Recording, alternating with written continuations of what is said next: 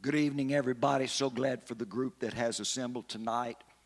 We're going to begin to finish up with the series I've been giving on the poetry of the Bible, particularly the wisdom books. We've looked at some things in Proverbs, not very many.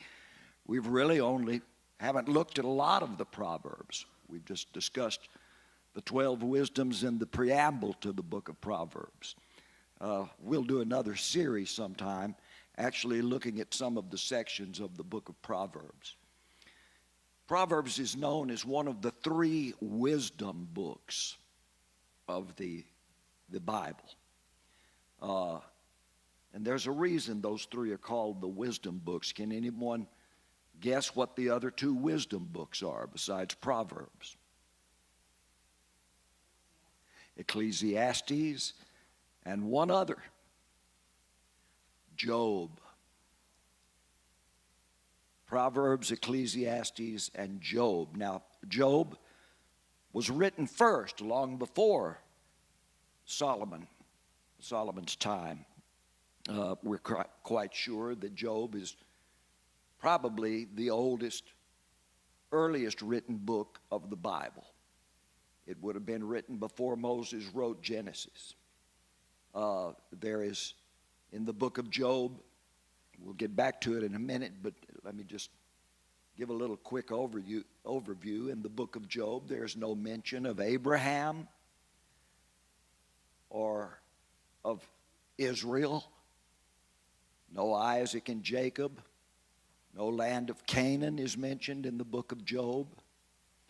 Not that those things did not exist, but there's no reference to it. The writer had no apparent interest in going that way. We don't know who Job was. There are some references that seem to be to Egypt. And the names of Job's three friends, Eliphaz, Bildad, and Zophar, those are Edomite names. In fact, Eliphaz is listed as one of the descendants of Esau in the land of Edom.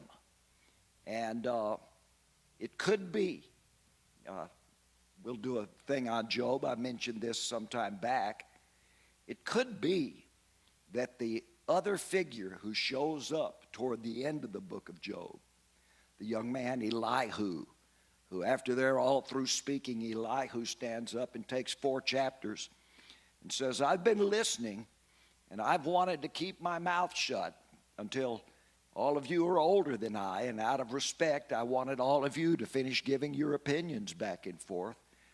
But now, if you'll allow me, and he's very polite in his first chapter of speech, if you'll allow me, I would like to say a few things. And he ends up rebuking Job's 3 friends. He has something of a rebuke from Job because he thinks Job could be clearer in the things he has to say. But Elihu really doesn't like the opinions of Job's 3 friends. And he thinks Job should have stood up firmer against them. And we'll look at that.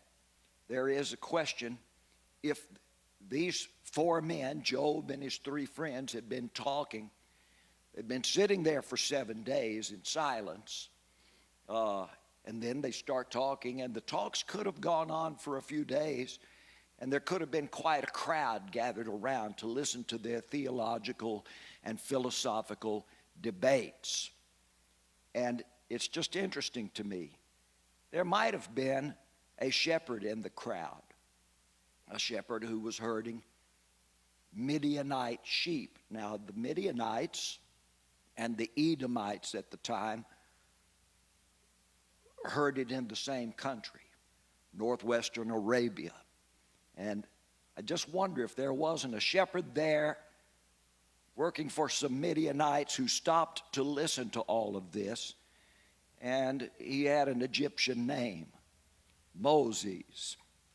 And if he listened to all of this, and after it was all over, if this is just an assumption, if Moses didn't have his own audience with Job, and he sat down and wrote all of this. There are a number of reasons why that theory might be believable.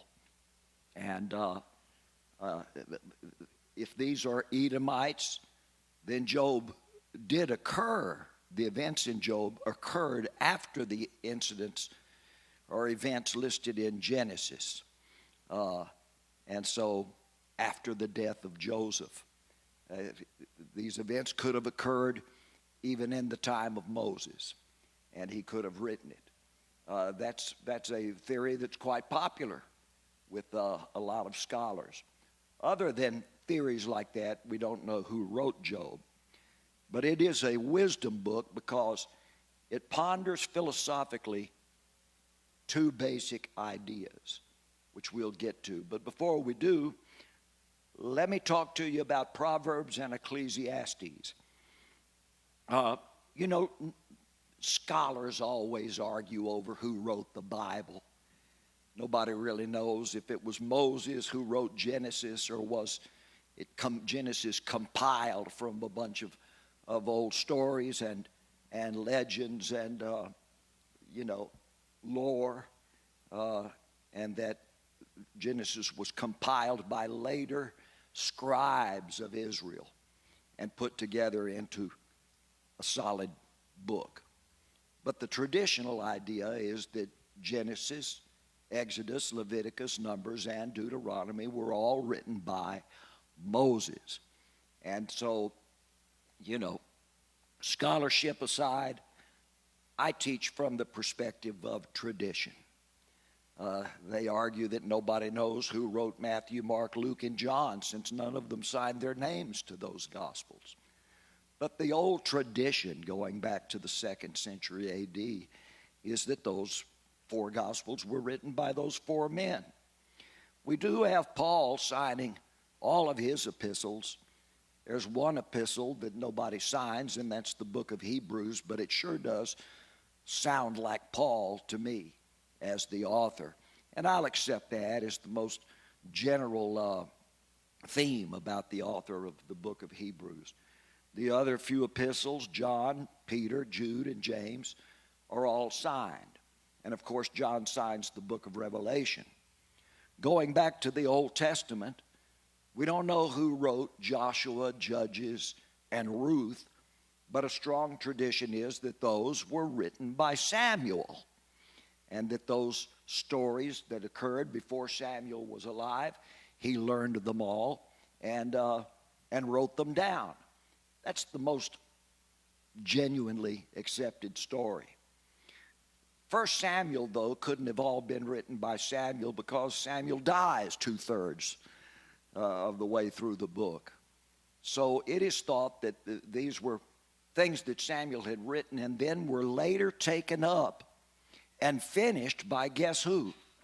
Nathan the prophet.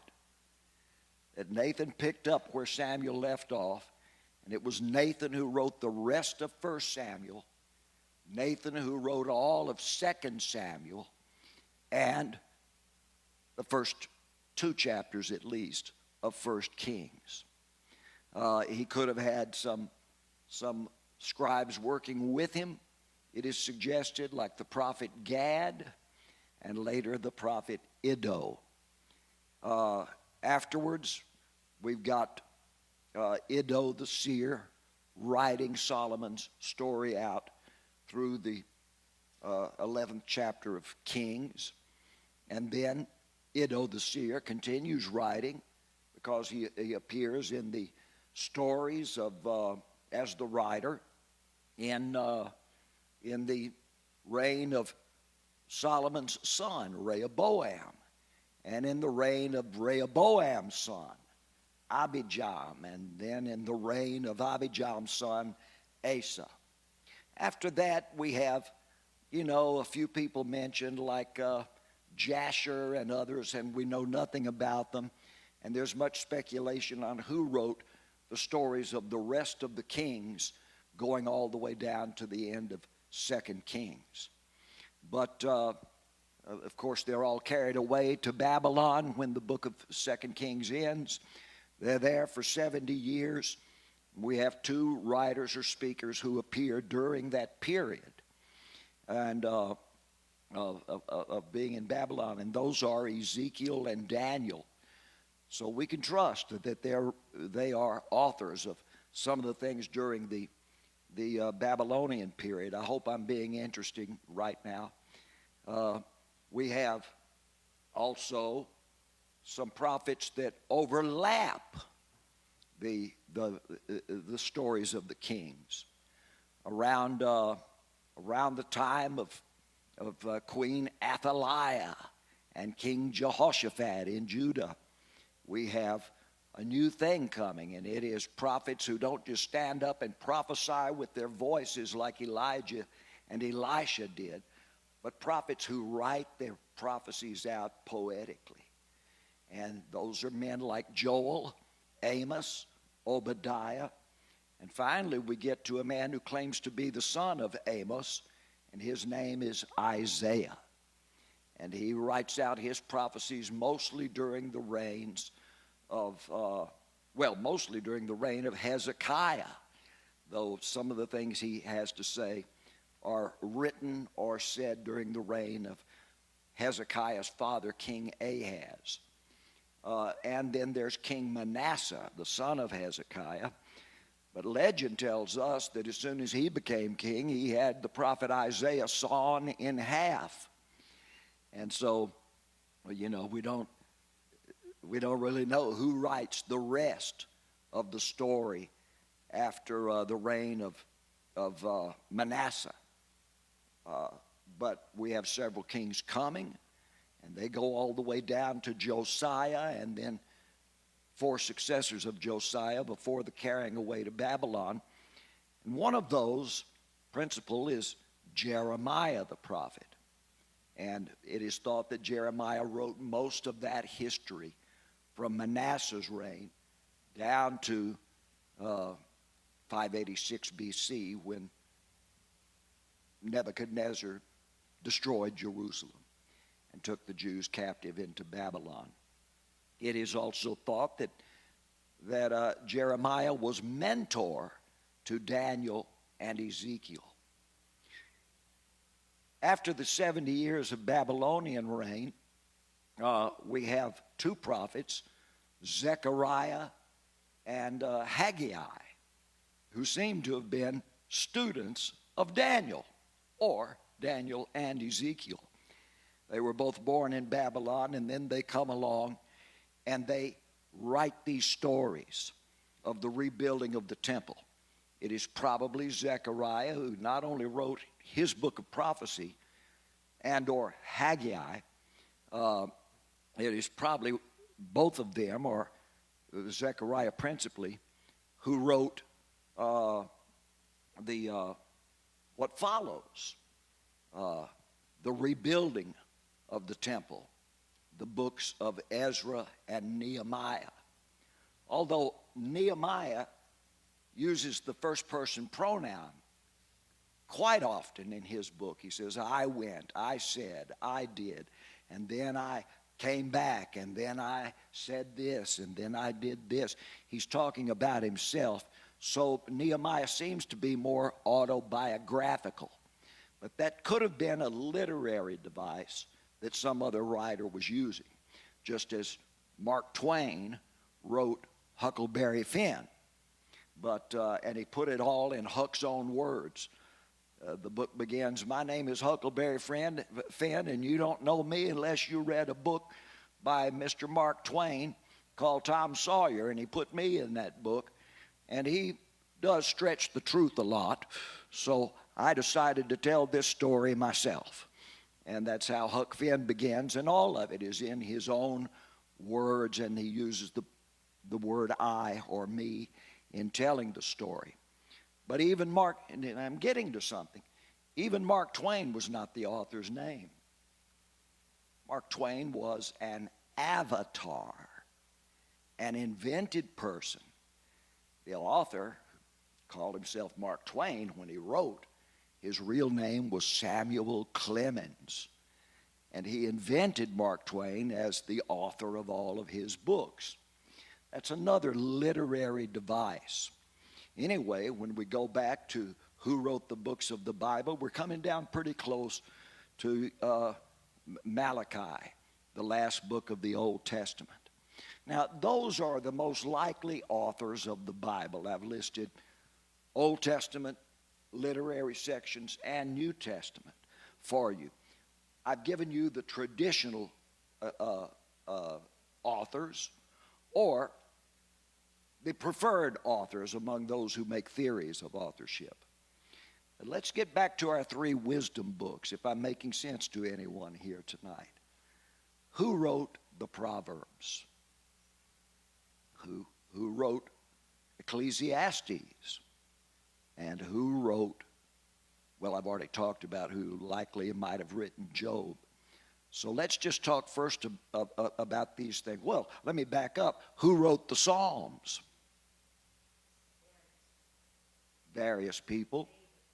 There's 150 Psalms that we have in our collection in the Bible. And people are pretty sure that one half of them, 75 of them, were written by David. And then there's internal evidence as he repeats kind of the same phrasings in about 20 other Psalms, bringing it up to a possible 95 Psalms written by David. But others of the Psalms are signed by, well, a man who was contemporary with David. His name was Asaph. And while David was kingly, Asaph was a priest, and probably of the tribe of Kohath, who were musicians. And so Kohath wrote some of them. We have a few Psalms written by a fellow by the name of Ethan the Ezrahite. And that's strange because he talks a lot about David, but he's mentioned in 1 Kings as someone that Solomon once debated. So Ethan the Ezrahite might have been an old man and recognized as a very wise man. And when Solomon became reputed for his wisdom, they had some debates because we're told that Solomon was wiser than Ethan the Ezrahite. And he was also wiser than the sons of Chalcol, whoever they were. And he was wiser than the sages of Egypt. So people would come, like the Queen of Sheba, who came to try Solomon's wisdom with hard questions. And he answered everything that was in her heart and left nothing out. So people didn't just come to listen to Solomon. They came to argue with him or debate with him. And I'll tell you that debate is a very ancient Jewish tradition. They still do it. Even the Orthodox Jews, they'll yell at one another and all of this, and throw curses, biblical curses at one another for believing a certain thing. And then this guy will, the curse be back upon you because you're not listening, and all of this. It is thought that it was the Jews who invented sarcasm. And I can pretty much believe it. A sarcastic way of talking. Ironically sarcastic. But back to Solomon. Would he have written all of the Proverbs? You don't think so, do you? Do you, Brother James?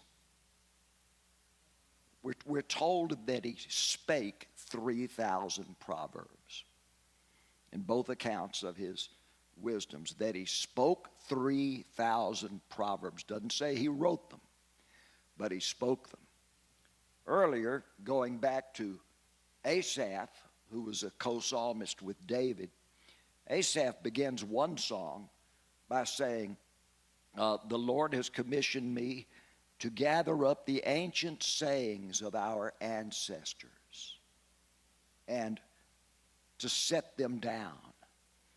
Dark riddles, dark sayings, difficult to be understood, to be pondered and considered.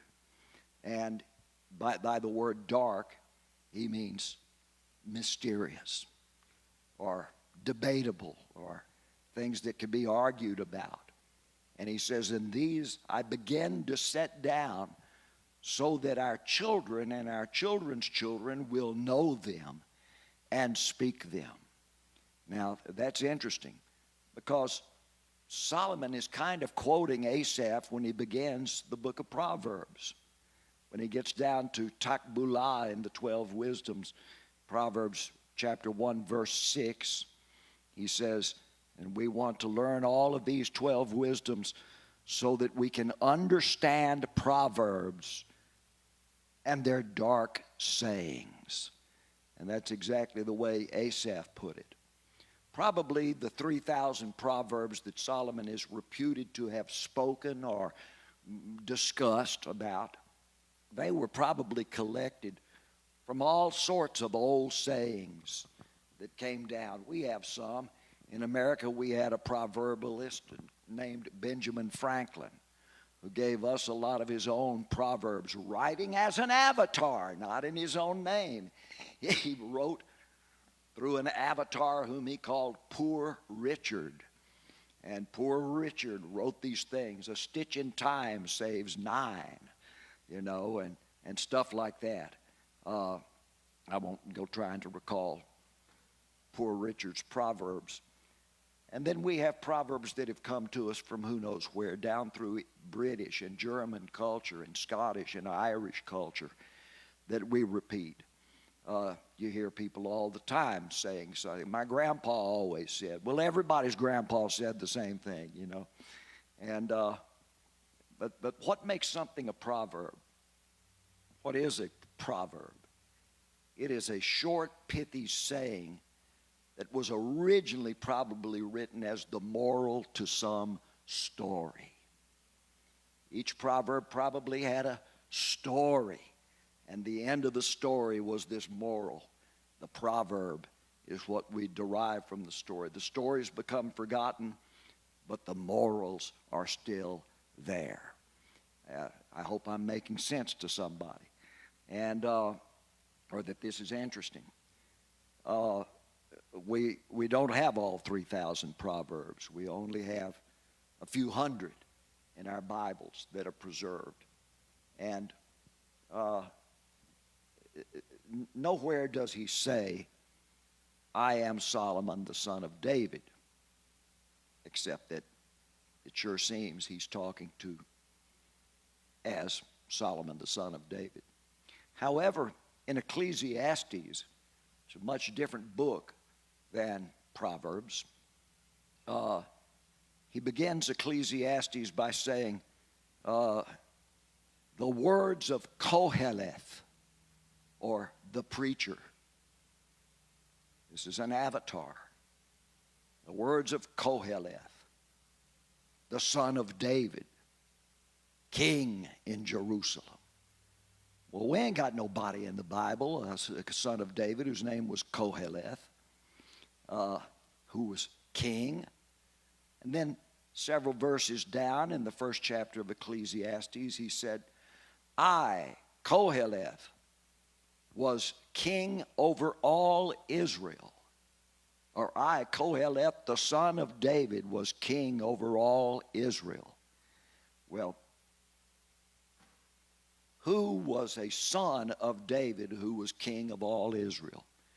Can you name me how many were kings over all Israel and were sons of David? One, just one. After Solomon died, Israel fell apart and no king ruled over all Israel ever again. So this has to be Solomon writing Ecclesiastes. Both Proverbs and Ecclesiastes are written as though through an avatar. There's a voice that Solomon uses as he writes down the book of Proverbs. And that voice is an invented person whom he calls Chokmah, or Chokmah, Lady Chokmah, a wise woman, wisdom herself, personified as an actual woman, crying out in the streets all of her words of wisdom to fools and to simpletons and to scorners, and calling out to all, who's going to listen to me? How long, Oh, you simpletons, are you going to despise knowledge? How long, you scorners, are you going to mock my voice? And he has her speaking in 3 lengthy passages, chapter 1 of Proverbs, and then all of chapter 8, and then all of chapter 9.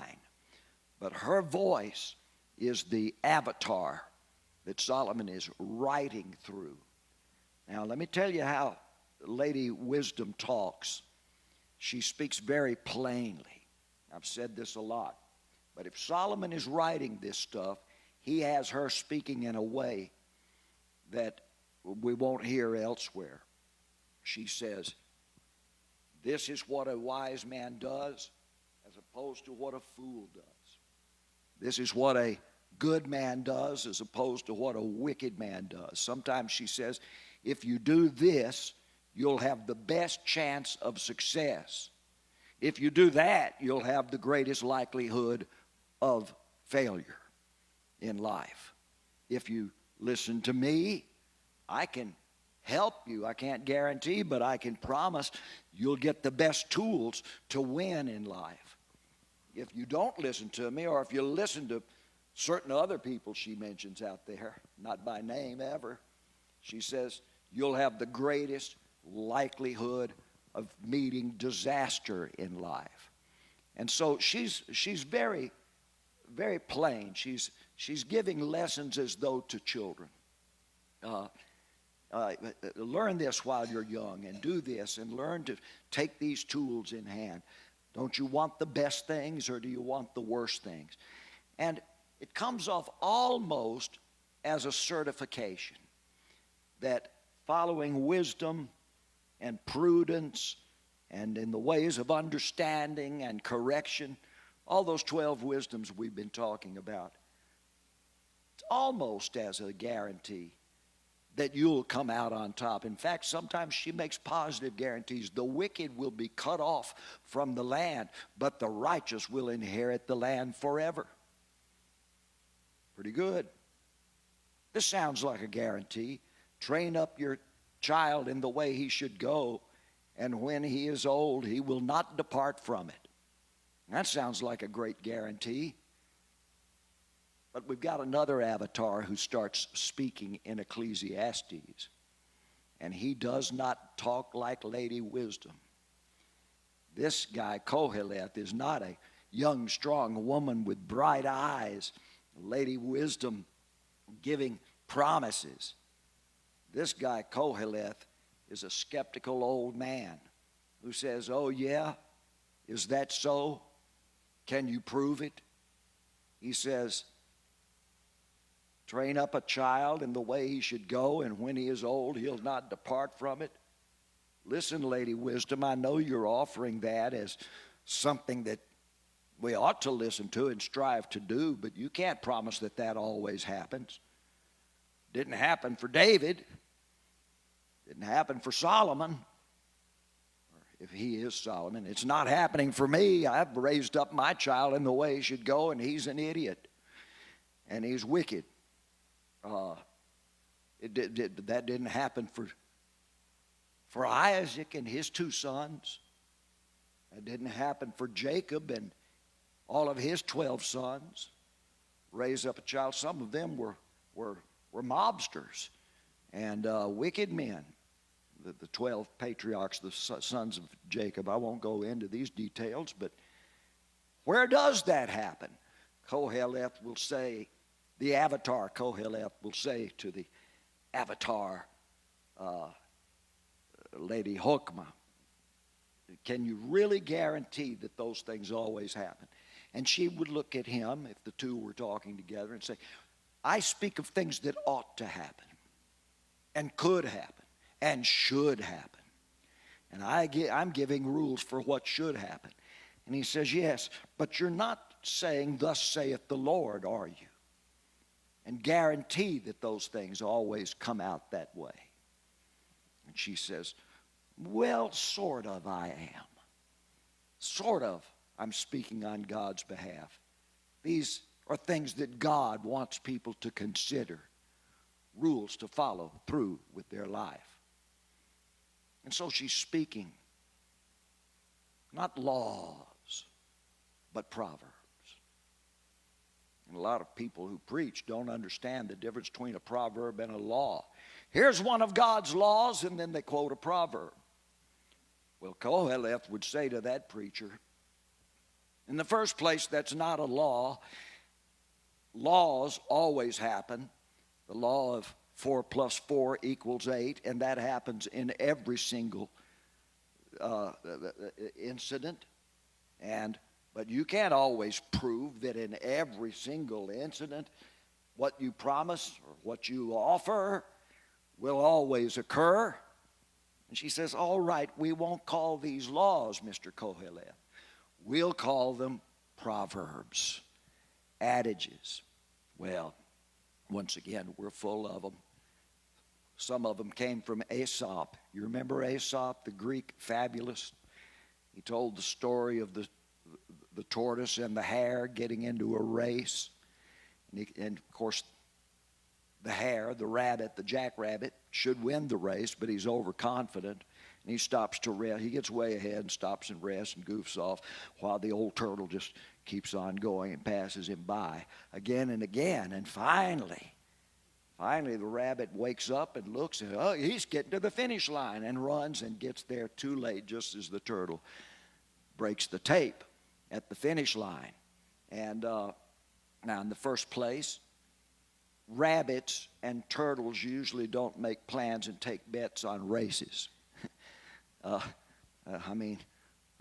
rabbit might jump around a turtle, or a turtle might try to snap at the rabbit sometime, but they ain't going to have a race with all the animals of the field cheering them on, as in Aesop's story. And yet there's a moral to it. And the moral is, he who laughs last laughs best, or something like that. Yeah. And it's interesting that Koheleth says the same thing. The race is not always to the swift.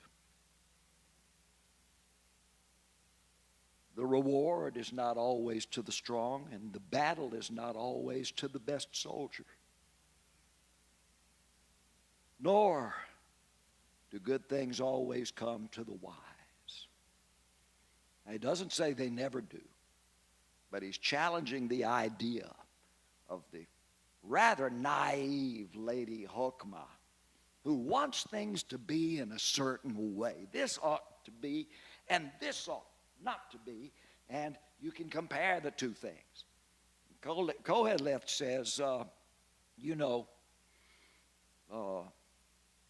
that's all well and good, and we're so glad that you teach this. However, there's more things to ponder. If people live just by the things you say, they're going to find some disappointments.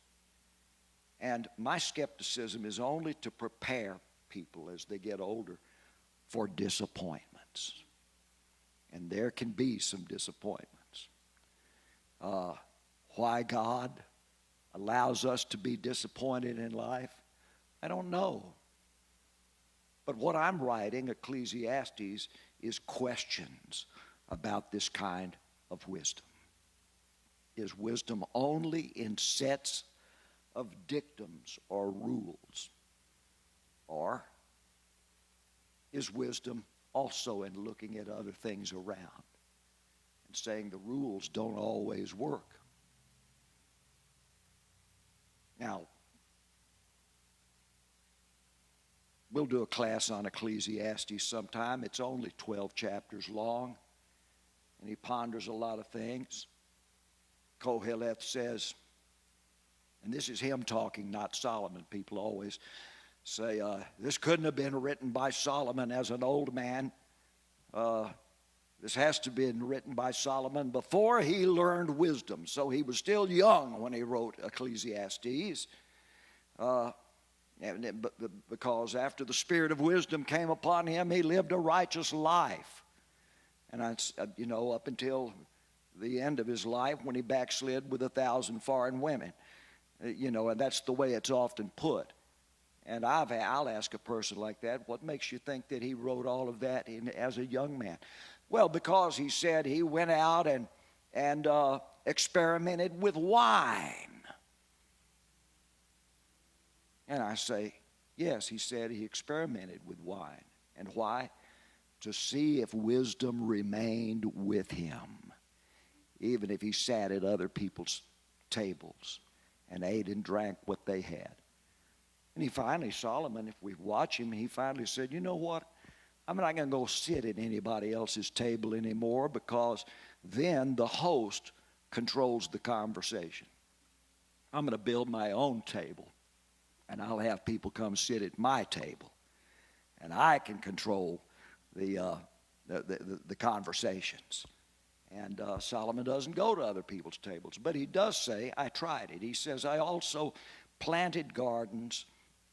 I built a temple. I had many servants, men servants and maid servants. I constructed a kingdom. This sounds like after Solomon has finished doing all these things, and now he has time to sit back and ponder the meaning of it all. Especially when we get to chapter 12, when he gets this beautiful poem, sad but beautiful poem about the weaknesses of old age, where he says, serve the Lord, learn everything you can from the Lord when you're young, before the difficult days come, the hard days. In the King James Version, he says the evil days. They're coming, and what's going to be evil about them? Oh, when your grinders become few. You're losing your teeth. When your strong men begin to tremble. Your legs don't carry you, and they slow. And when your defenders no longer have strength, and when they who look out of windows see only dimly, and when the memory begins to fade, and you're older and noises outside scare you, you don't understand modern culture, and you don't understand what these kids these days are doing, and things scare you, and you just decide to remain inside, and your friends are fewer because they've all died away, and even bird song startled you, and different things. And then finally you'll close your eyes, and the silver cord will be cut. That's the connection between earthly life and spirit life. And he says, and at that time, the wheel at the well that lowers the bucket and pulls it up, this circulation, that's the heart. That's a symbol for your heart, pumping up water, pumping up blood, in other words, and that wheel will be broken, and even the pitcher will be broken at the fountain. And that's a symbol of the skull, the brain. You lose all your memory, all of your reason. And then they will carry you to your long home. And the body will return to dust. And the spirit will return to God who gave it. And he says elsewhere, or at the end in Ecclesiastes, that spirit will return to God so that God can render in judgment to every man according to the deeds done in the body, whether they've been good or evil. Doesn't mean all spirits go happily to God, but they will go up and stand before God. And then Koheleth finishes speaking. Solomon introduced it. I was the son of David, king over all Israel. Now I've got this guy, Koheleth, the preacher, who's going to talk now. And his avatar begins to speak. Well, Koheleth ends by talking about death and old age. And he has talked about death all the way through. You know, even if you're a wise man, you'll die and you'll go to the same place the fool goes, to the dust of the earth. In fact, why is it even better to be a human being than to be an animal? Beasts die and go to the dust of the earth. So do we humans. What profit is it? Vanity of vanities if we're expecting that we're something better or we'll get something else. Over and over again, he glances over it. A beautiful lady, Kokma, and said, but there's a vanity in that, and if we trust completely in that idea, it's the vanity of all vanities. Are you folks following me? Now this is why is a doubtful book like Ecclesiastes even put in the Bible? You know, the Bible has 39 Old Testament books. There were thousands of writers out there at the time that the Old Testament had been collected. Midrashes and Targums and all kinds of stuff written before the time of Christ by rabbis discussing things. I mean, stuff that came out of the Maccabean period. Oh, and I forgot to mention, even some of the Psalms were written by people who lived in Babylon hundreds of years after David. All of the Psalms weren't even written in David's time. And many things afterward were written. And you can look them up, all the extra biblical Hebrew literature that's out there written after the return from Babylon. Why isn't the Old Testament much larger than just the 39 books? I can just hear some of those rabbis when they're ordering which books will go into the canon, which books will be considered sacred. And you know, some of them say, oh, the book of Judith, or you know, the prophecy of Enoch, the 3 books of Enoch, you know, and others. Let's put those in.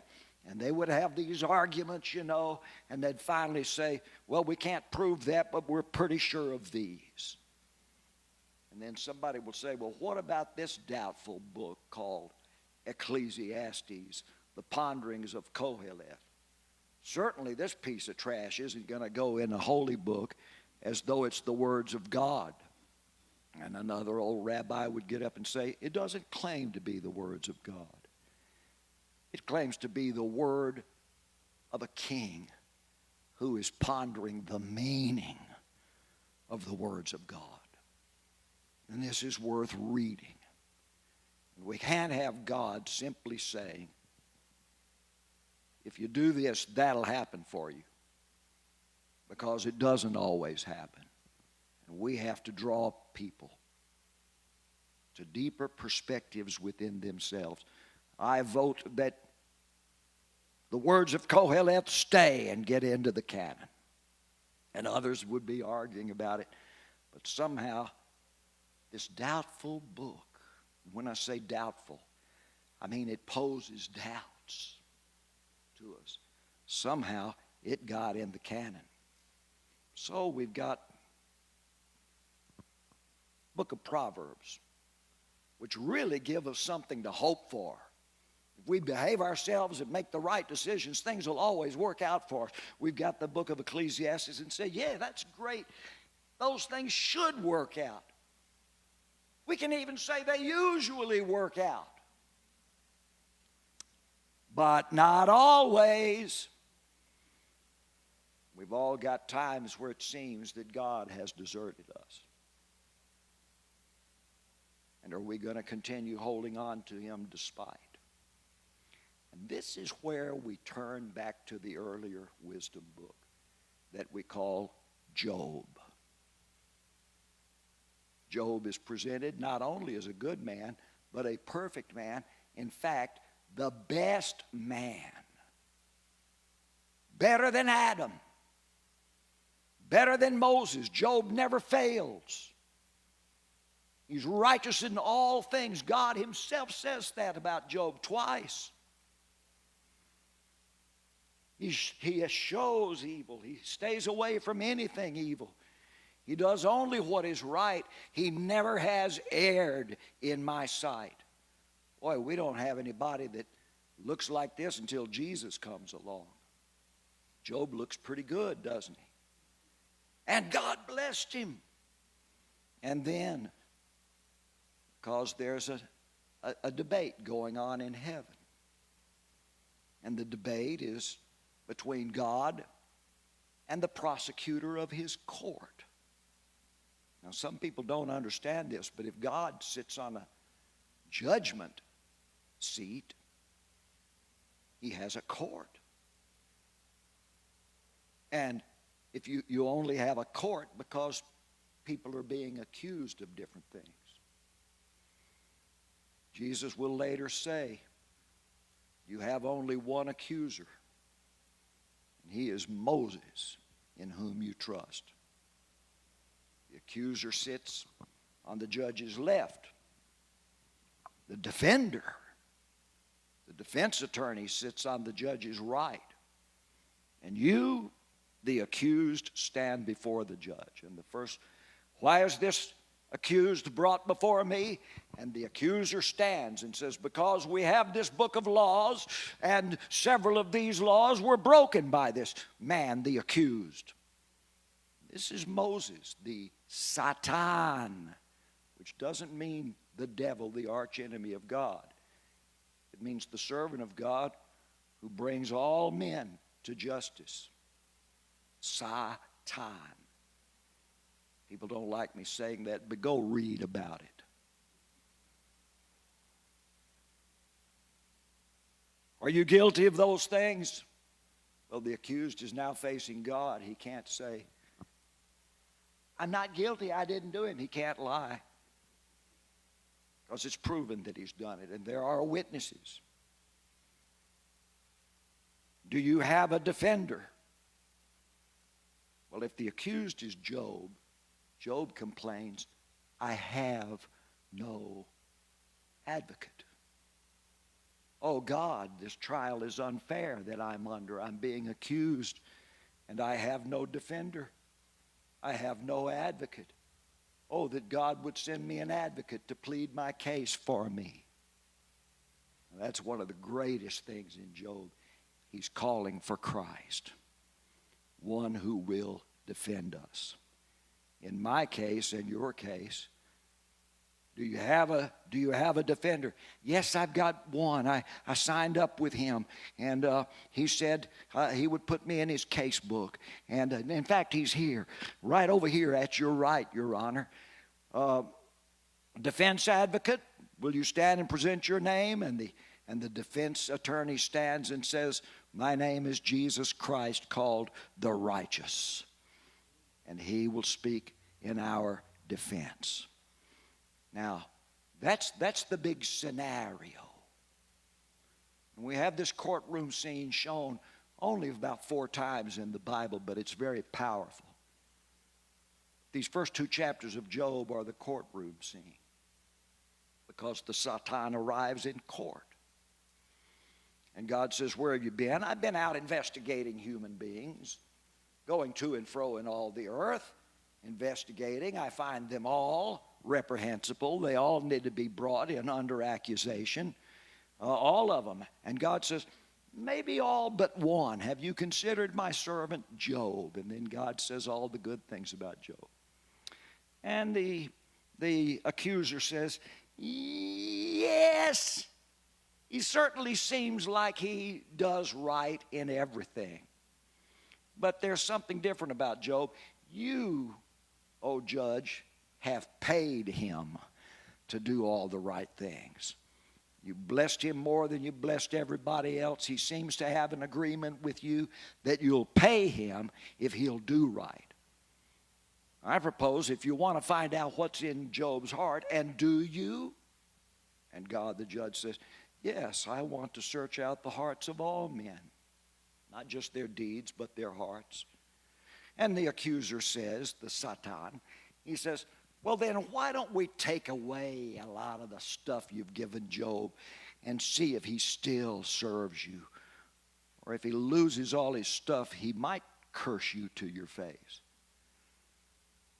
Well, we certainly want to find out what's in his heart, don't we?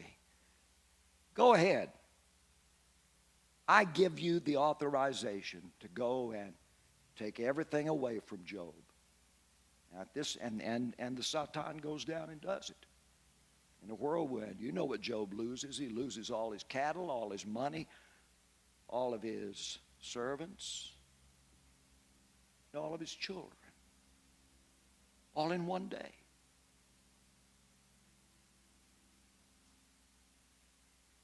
And Job sits down and weeps, and looks like all his deal with God has failed. Nothing he felt that God guaranteed him seems to have worked.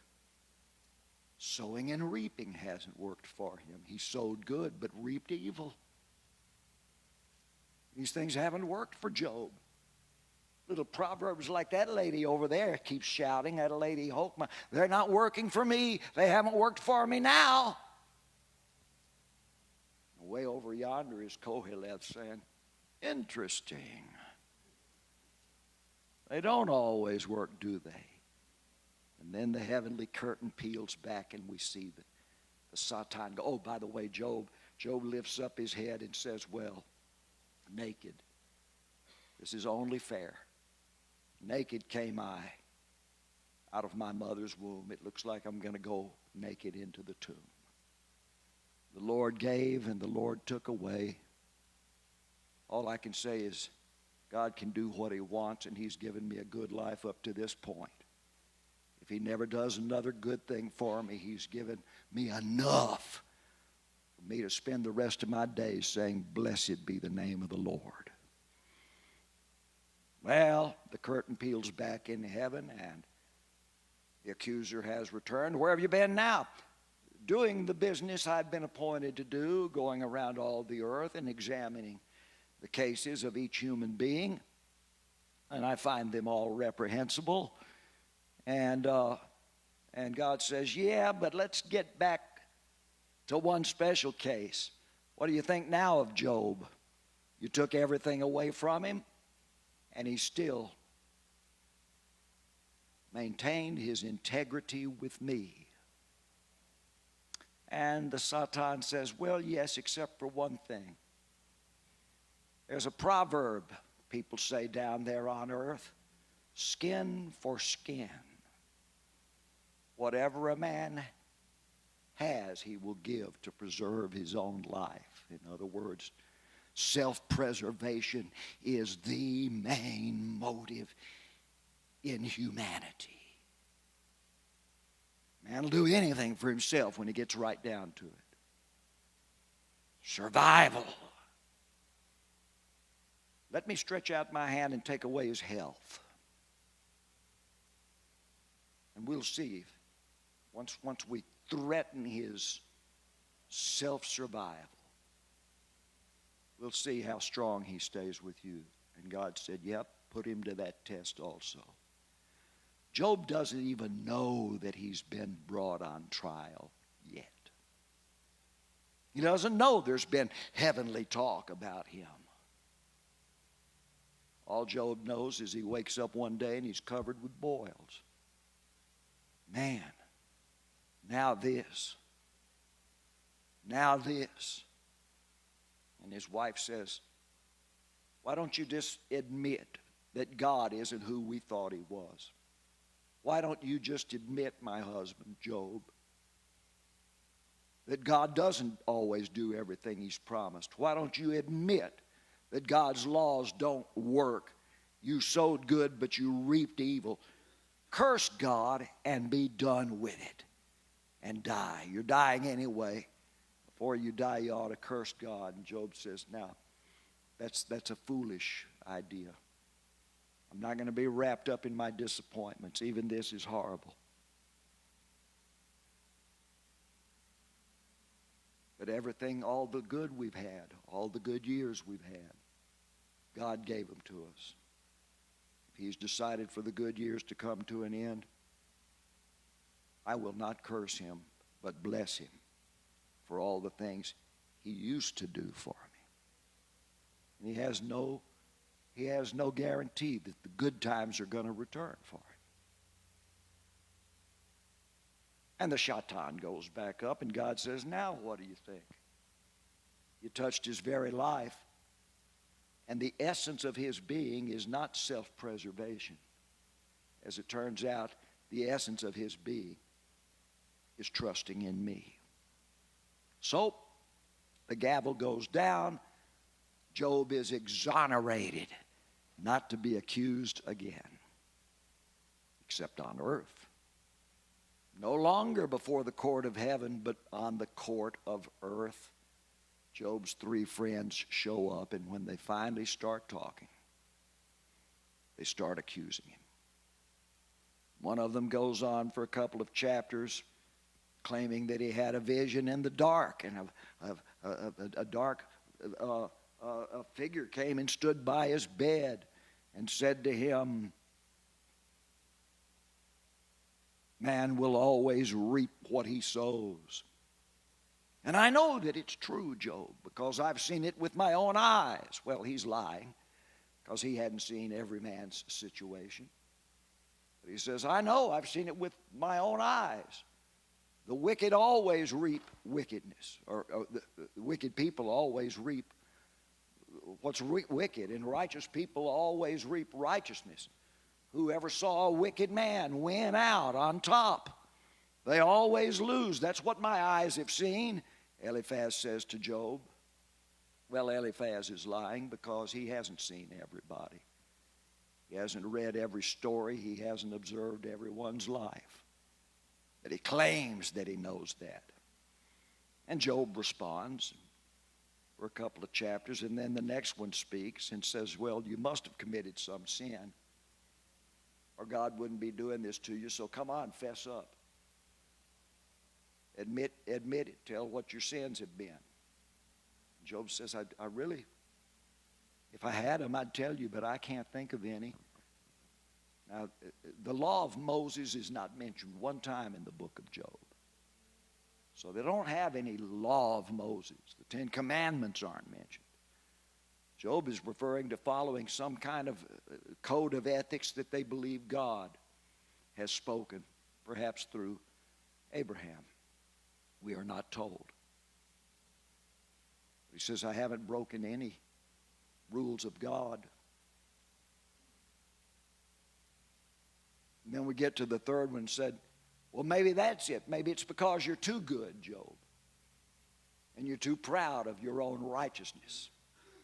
And you're squeaky clean, and so you've never had to go to God and repent for anything. Maybe God's angry at you for being too holy. And I think he says that in a rather sarcastic way. Now, these are the things going back and forth in Job, and you can almost see Lady Wisdom over on one side when one of them speaks, and she says, And there's old man Koheleth over on the other side saying, let's hear more of this. Those are basically, my time is up. Those are basically the themes of the three main wisdom books. Since Job comes along first, not only in chronology but also in our Bibles, I think that if you don't grasp Job, by the way, God will show up and bless him in the end without the accuser nearby, the Satan. But if you don't get Job, then you're not going to get Lady Wisdom and old man Koheleth from Ecclesiastes. So I want to look next Wednesday night, if this would interest anyone, at some of the Psalms that we believe were written by Solomon. And those will be Psalm 127, Psalm 128, Psalm 45, which we've already done a few Wednesday nights back, and most important, or in Psalm 119, the longest psalm, in fact, the longest chapter in the entire Bible, I feel was written by Solomon, and I'll explain why, and we'll kind of look over its 22 stanzas. And also Psalm 72, which I hope next week, after I ramble for a long time, we'll have enough time on the clock left to go through Psalm 72 verse by verse. And it begins by saying, the psalm is for the king's son. And it ends by saying the prayers of David, the son of Jesse, are ended. It's going to be interesting to read that down through Psalm 72. So that's coming up next week. Thank you for your attendance. Thank you for your attention. God bless you all. Good night.